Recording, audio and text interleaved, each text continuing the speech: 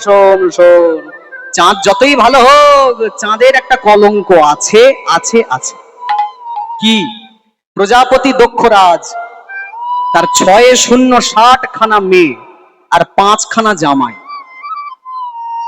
তাহলে এক একটা জামাইয়ের ভাগ্যে কটা করে মেয়ে পড়বে? কটা করে? 5-12। আচ্ছা, সবাই কি আর 12টা করে বিয়ে করবে? একটা করেই যা, ঠিক তো?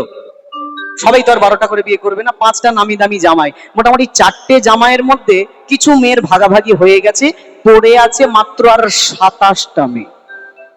27টা মেয়ের বিয়ে কাকে দেবে, কার সঙ্গে দেবে, এই ভেবে দক্ষরাজ চলে গেল চাঁদের কাছে। বাবা জীবন, সব মেয়ে উদ্ধার হলো, 27টা মেয়ে পড়ে রইলো, তুমি যদি কিছু না মনে করো তাহলে আমার 27টা মেয়েকে বিবাহ করো।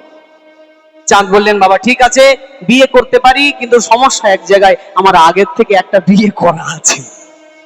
ওরে বাবা, হ্যাঁ, মানে টোটালে 28টা। আপনার মেয়েদের যদি সমস্যা না থাকে আমার কোনো সমস্যা নাই। না না, কোনো সমস্যা নাই। লক্ষ্য করুন, একদিকে 27 জন মেয়ে বোন, একদিকে তারপর 27 জন সতীন। এখন বাড়ির যে সব থেকে ছোট, তার ভালোবাসা সব থেকে বেশি, সে ছেলে হোক আর মেয়ে হোক আর বউ হোক। এখন চাঁদের যে এখন 27টা স্ত্রী, একজন স্ত্রী ছিল, 28টা কন্যা। এই 28টা কন্যার মধ্যে সব থেকে যে ছোট বউ, তার নাম আবার রোহিণী।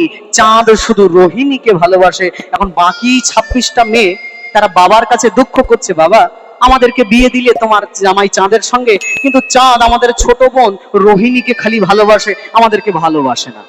দক্ষরাজ বললেন, মা কষ্ট পাস না, আমি কালকে বাবা জীবনকে ডেকে আলোচনা করব। পরের দিন চাঁদকে ডেকেছে।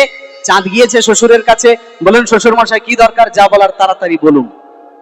দক্ষরাজ বলছে, বাবা তুমি আমার 27 জন মেয়েকে উদ্ধার করেছো, আমি এতে তোমার কাছে কৃতজ্ঞ, কিন্তু আমার 26 জন মেয়ে আমার কাছে নালিশ করছে তুমি নাকি তাদেরকে ভালোবাসো না। বলি, ওরাও তো তোমার স্ত্রী।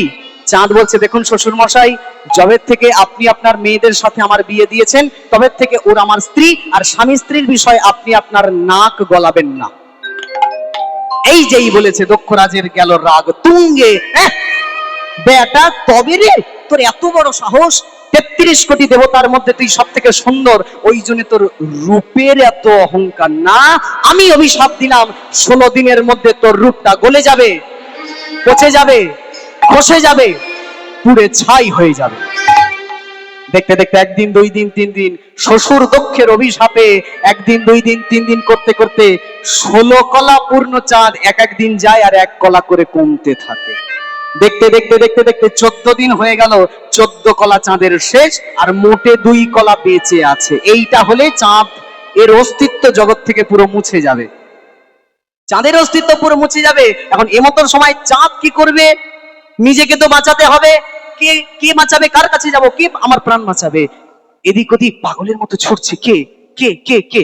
হ্যাঁ, একজন আছে যে আমাকে এই অবস্থায় সাহায্য করতে পারে। কে? আপনারা জানেন কে? বম বম বম বম বম বলে, বম বম বম বম বম বম বম বম হরি বল, বম বম বম বম বম বলে, বম বম বম বম বম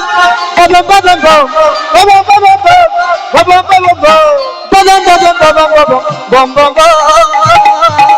ওম নমঃ শিবায়, ওম নমঃ শিবায়, ওম নমঃ শিবায়, ওম নমঃ শিবায়, ওম নমঃ শিবায়, ওম নমঃ শিবায়, ওম নমঃ শিবায়, ওম নমঃ শিবায়।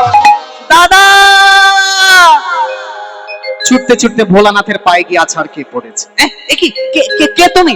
দাদা আপনি আমাকে চিনতে পারছেন না? আমি আপনার ভাইরা ভাই। চাঁদ, চাঁদ আর ভোলার সম্পর্কে ভাইরা ভাই। দক্ষরাজের 27টা মেয়েকে বিয়ে করেছে চাঁদ, আর একটা মেয়েকে বিয়ে করেছে শিব, যার নাম হলো মা সতী। তাহলে সম্পর্কে ভাইরা ভাই। দাদা আপনি আমাকে বাঁচান। 2 কলা চাঁদ ছিল, 2 কলা চাঁদ তুলে শিব নিজের জটায় তুলে নিল। এখন ইতিমধ্যে এই যে 14 দিনের রাতে ঘটনাটা ঘটছে, 14 দিন যখন চাঁদ মানে স্বামী ঘরে ফিরছে না, 27 জন মেয়ে বাবার কাছে গেল। বাবা, যবে থেকে আমাদের স্বামীকে ডেকে তুমি কথা বলেছো, তারপর থেকে কই স্বামীকে তো আর দেখতে পাই না, কোথায় গেছে স্বামী? দক্ষরাজ বলছে, দেখে যা, এতদিনে তোদের স্বামী জ্বলে পুড়ে ছাই হয়ে গেছে। না, এ কি? শুনে রাখো, আমরা তোমারই মেয়ে।